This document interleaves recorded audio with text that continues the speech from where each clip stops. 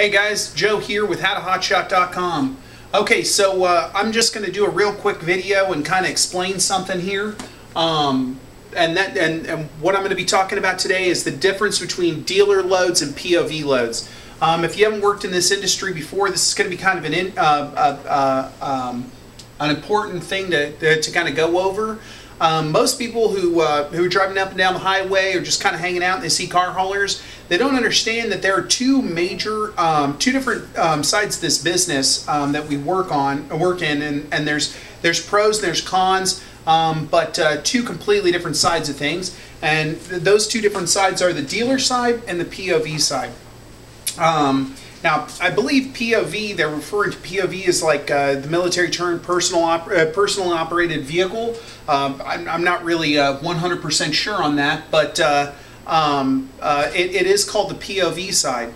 And I'll go over, what I kind of see as the strengths and the weaknesses in these different types of transports. So, first I'll start talking about the dealer loads. A lot of your conventional 9-car haulers are doing dealer loads. It's just, it's that it is a little bit more difficult to do your POV side or primary and your POV side than it is on your dealer side of doing things. Some of the things about the dealer side is you're doing a single pickup in a lot of instances. Sometimes it's a multiple pickup, but a lot of times they're doing single pickups and single deliveries or single drop-offs. Meaning what those dealer loads are is they're going down to an auction and they're loading 9 cars in an auction, and then they haul those 9 cars at the auction down to the dealership. They unload them at the dealership. They might go to another auction there in town, pick up 9 more vehicles at the auction there in town, or they might pick up 4 vehicles over here at this dealer, that are like dealer trades or lease returns, and then go over to this auction and pick up 5 more vehicles at the auction that are going to another dealer. But generally, all of this is done at a dealer or at an auction on the dealer side. There is something to know about that dealer side, though. One of the pros is that generally when you work on this dealer side, they keep you going. And it's a lot faster to get picked up, believe it or not. You go to one location, you load 9 cars, you deliver 9 cars. It's really convenient. All your paperwork's through one person, so you're getting paid. All that's lumped together. But what I've noticed, and in some instances this is true, actually in the majority of instances I've seen, they do get a lower cent per mile for this. But on the flip side, they are moving 9 cars, so it is more convenient. Now you got to look at the time factor that goes into this. A guy can unload 9 cars in about roughly 2 hours and get them in, versus having the other side of things on the POV side that takes a little bit longer to do that. So they do get a lower cent per mile. I think that's more along the lines of, that's kind of like a bulk discount type thing. They are taking 9 or 10 cars, so when you see that lower cent per mile, they're still getting paid pretty good, but it's because they're taking a bulk amount of vehicles. And again, this is between auction and dealer. Now, the side that I deal with on the POV side, I think a lot of one thing that a lot of people misconstrue on this side is that we still don't deal with dealers and auctions, and that's absolutely not true. I deal with dealers and auctions all the time, almost every single day when I'm out there. It's just that on the POV side of things, when I'm dealing with auctions and dealers, I'm generally not picking up more than 1 or 2 vehicles over at that dealer or that auction. On the POV side, a lot of what we do is door-to-door transports or online sales. We go down, we pick up the vehicle from the dealership, and we're delivering it to someone's door because they bought it on the internet halfway across the country, or people that are transferring through the military, or transferring for their jobs, or moving, all sorts of different scenarios. but this is your type of market where you're moving, you know, and you're going to want someone to come pick up your vehicle and run door to door. I'm actually going to spend a lot more time going over POVs in the future, because when I say door-to-door service, I don't actually necessarily mean door-to-door. You know, you don't have to drive up to someone's doorstep. I know that when it comes to POVs, a lot of people are really concerned and scared about getting stuck going through these residential neighborhoods. I can tell you that POVs are the primary, you know, source of my income, and that's how, and then, you know, that's where that all comes from. And as long as you know some of the tricks of the trade to do this, it can be very lucrative running POVs. And actually, in some instances, POVs can pay double what a dealer run can make. But on the same side, I'd like to remind you that you have to go pick up each individual vehicle, so that it does take some time. Sometimes you got to drive 15, 20, 30 miles to get over to the next location, so on and so forth.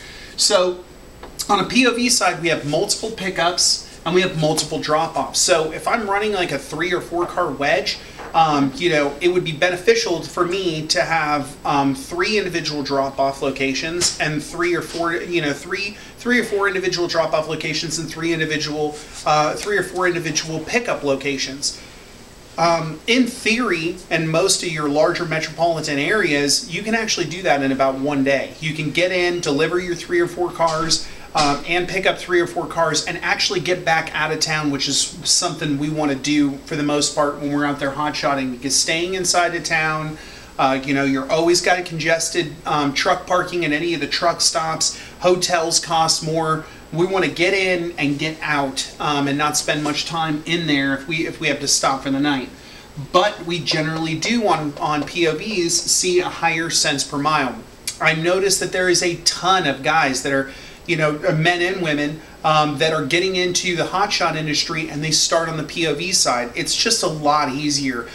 You know, a lot of these people that you're going to be working with are brand new to the industry, just like you. So, you know, if you mess a few things up or something like that, you know, you don't know what to say, you don't know to say this, or you forget to do this, they're going to be a lot more forgiving than your dealerships, where you show up and they expect that kind of "I know what I'm doing" attitude.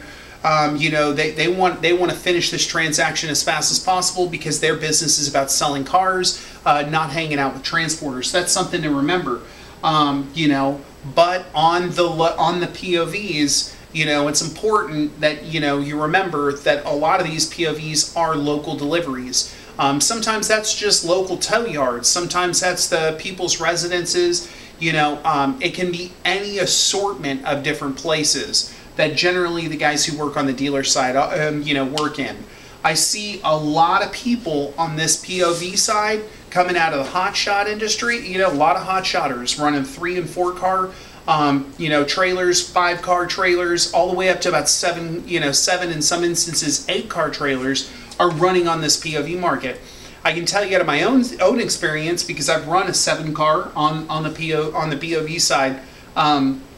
You know, there is a side where you got to get a little crafty when you do this, because unloading 7 cars and loading 7 cars, if you're doing 7 individual drops and 7 individual pickups, can take an extended amount of time. I mean, in some instances, you could be doing this for a day and a half or 2 days out of your week.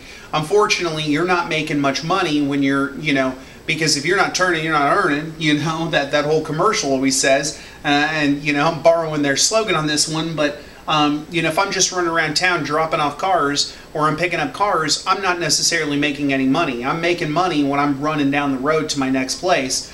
So you got to keep in mind that when you know, the bigger your car hauler, the longer you're going to be, you know, sitting trying to get cars delivered and picked up, and 14 cars takes a lot more time than, you know, 6 to 8 if you're running a hotshot. But there are guys out there that are running 8 cars and 7 car setups. Generally, what they're doing is they're splitting the two. They're splitting that partial dealer load that might be 2 or 3 cars on the dealer side, and they're going down to the auction. They're picking up 2, 3, or 4 cars for the, you know, they're paying a little bit less, and then they're splitting into the POV side and taking the higher cent per mile loads, and they're doing individual pickups. Now, I can tell you that the biggest thing that, you know, that there are 2 things that people get frustrated with on the POV side of doing things is it does take forward thinking to make this happen.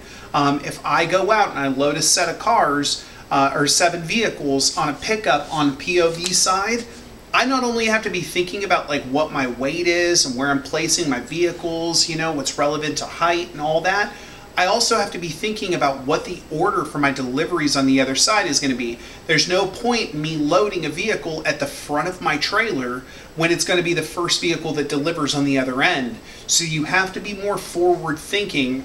You know, on the POV side, you can make a lot more money. You can make more money. But on the same side, it always helps if you have more of a support service on this end that's helping you call people, schedule pickups and deliveries. Again, you know, on these dealer sides, a lot of these dealers don't even require that you give them a 30-minute notification. When you get there, you get there. On this POV side, you know, these people, you're working around their schedule, their flights, you know, their work schedules, their, you know, their kids, their whole personal life. You know, you're going to have to be calling them and updating them where their vehicle is. It's always important to remember in this industry that we're transporting people's cars, and in most instances, that, you know, the cars that we're transporting are someone's most valuable possession. I mean, a lot of people forget about that. You know, you got a lot of money tied up in these vehicles. You know, sometimes $30,000, $40,000, $50,000, $60,000, and they're entrusting you with that money to run it down the road. We'll go over a lot of that. I'm going to do a video on, you know, just personal appearance and how to approach a customer when you're doing a POV, and how to approach a dealer or the auction. Some tips and tricks when you show up. You kind of have an idea of what's going on. But you know, one of the biggest things when you're getting into this industry is always, you know, build in some time for delay in the beginning, because you're just getting your feet wet and trying to figure out what's going on. You know, just to remember that. So guys, I hope you enjoyed this video, and you know, I'll catch you on the next one. Thanks.